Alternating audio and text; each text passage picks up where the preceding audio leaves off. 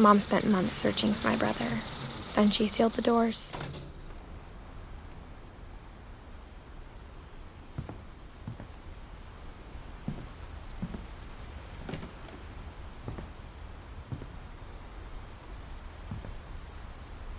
Whatever Milton had found in the house, Mom didn't want it getting out.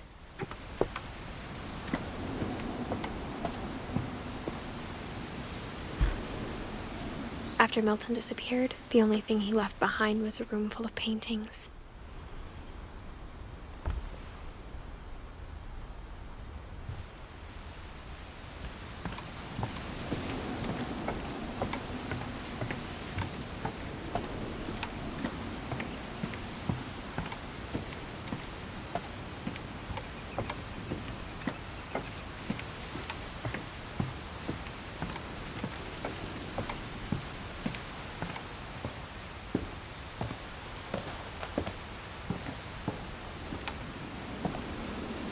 Mom definitely blamed Edie, but I think Louis blamed himself.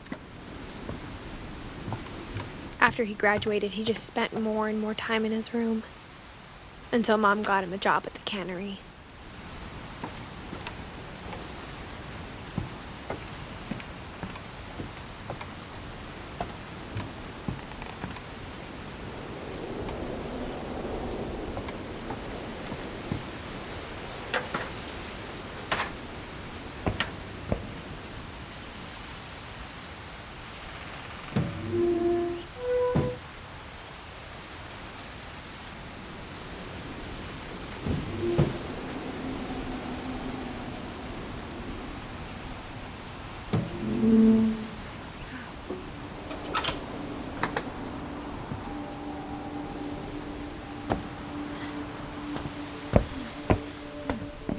Louis's room smelled very, very familiar.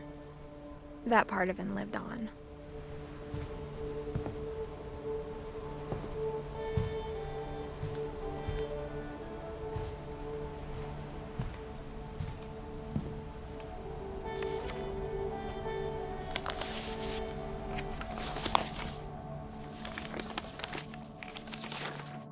Dear Mrs. Finch, as Louis's psychiatrist, I can understand your desire for an explanation. As I see it, the trouble began in January, shortly after we convinced your son to seek treatment for substance abuse. Newly sober, I believe Louis first noticed the monotony of his daily life.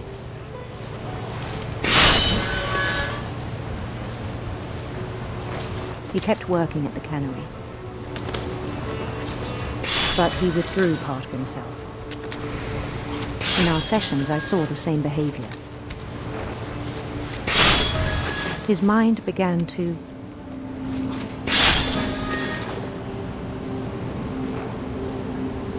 wander.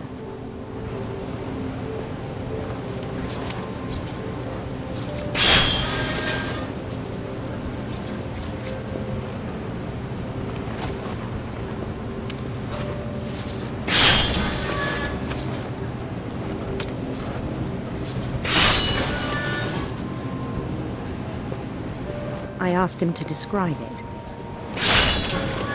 He said he started small, imagining a labyrinth. He'd feel his way about.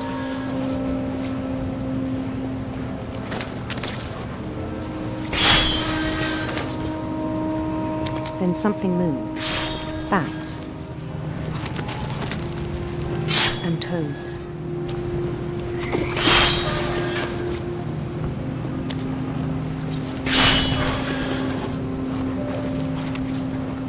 And things that have not names. He knew it was all in his head.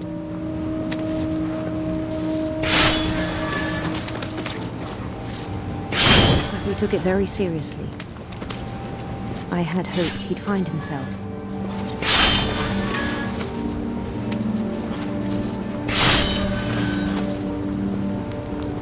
But he found something more. I worried about him then, daydreaming at the cannery. I spoke with his boss.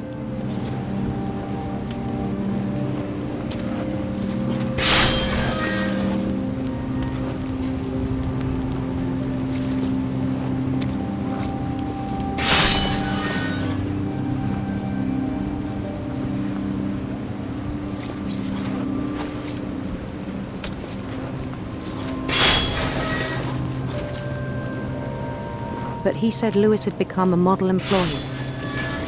Methodical, tireless, focused.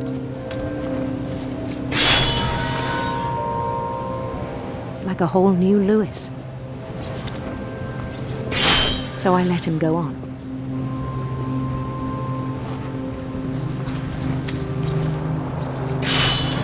I even encouraged him. It seemed very promising at first. He told me he'd made a new friend.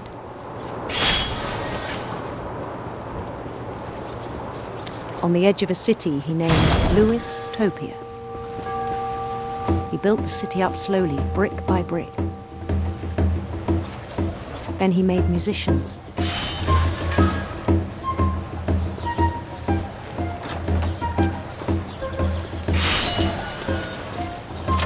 And songs for them to play.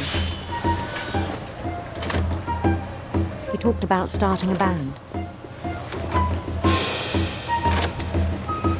And he was always humming something. Every day his imagination grew stronger.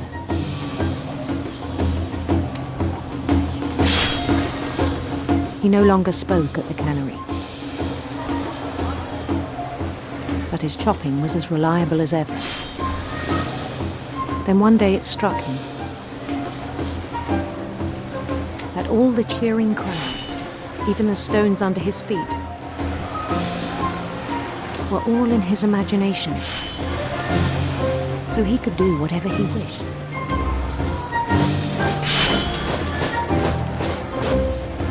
He held an election for mayor. And he won.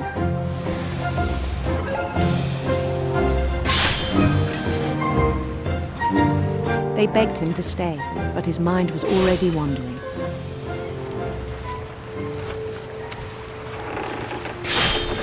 It became a game for him.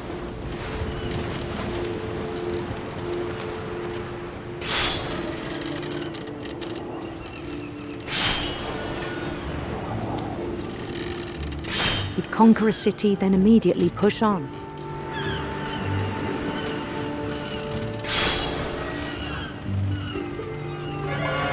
New Louisville.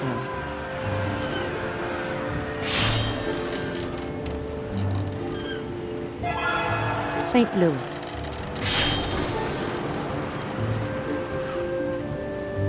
He started drifting away from our reality.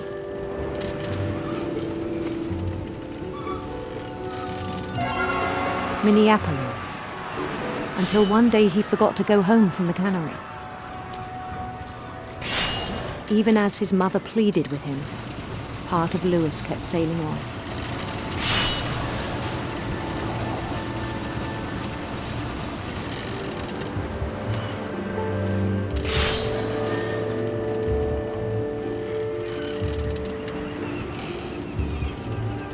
In Lewisburg, he heard rumors of a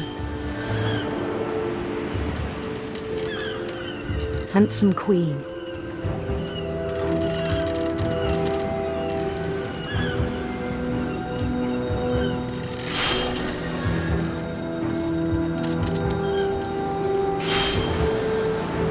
The queen was on her own quest for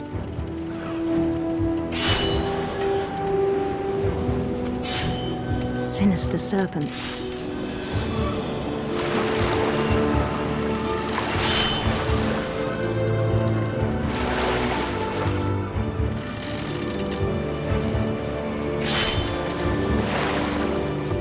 He followed the sound of her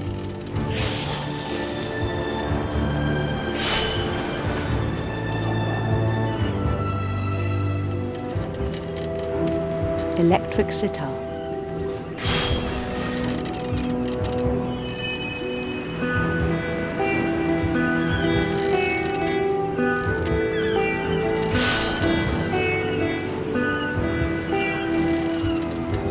His chase led him to a golden palace east of the sun and west of the moon. Even then, his logic remained sound. He knew the world was all in his imagination.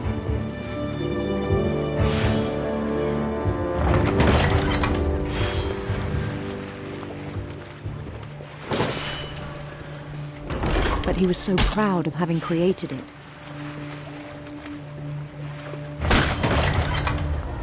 In his own eyes, he'd become something greater than a king.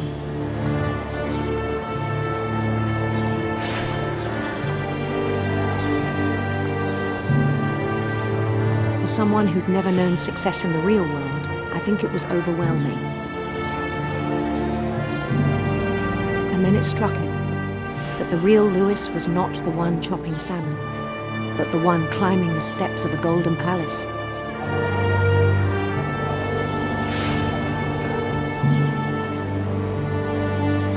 My imagination is as real as my body, he told me. It was hard to argue with him.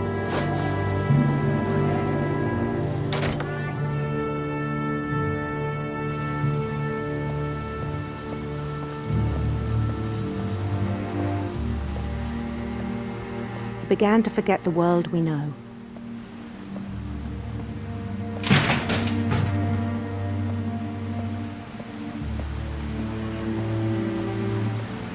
I think it pained him to remember Lewis, the cannery worker.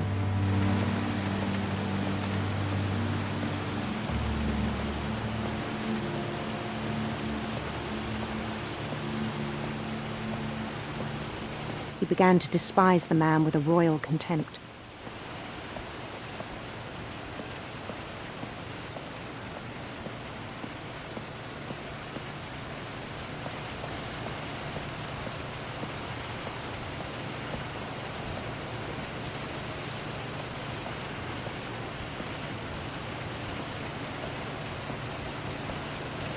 I still thought I could save him. Even after he said he was being crowned king over all the lands of wonder.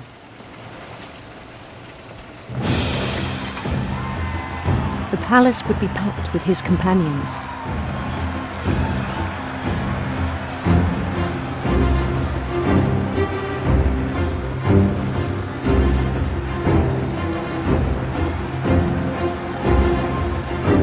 Including the wise Calico who had insisted on inviting him.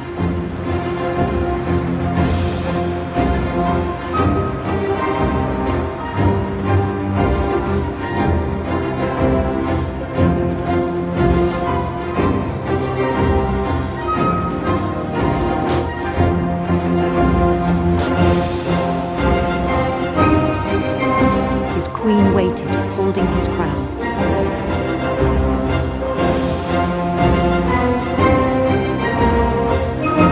There was only one thing left to do.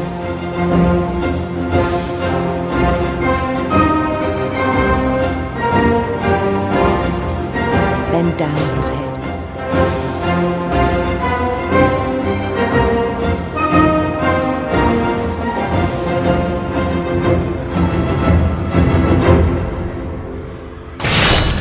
And the rest I think you know.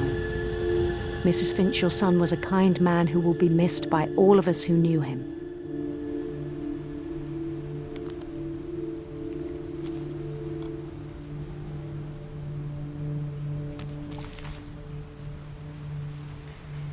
My brother was really cool.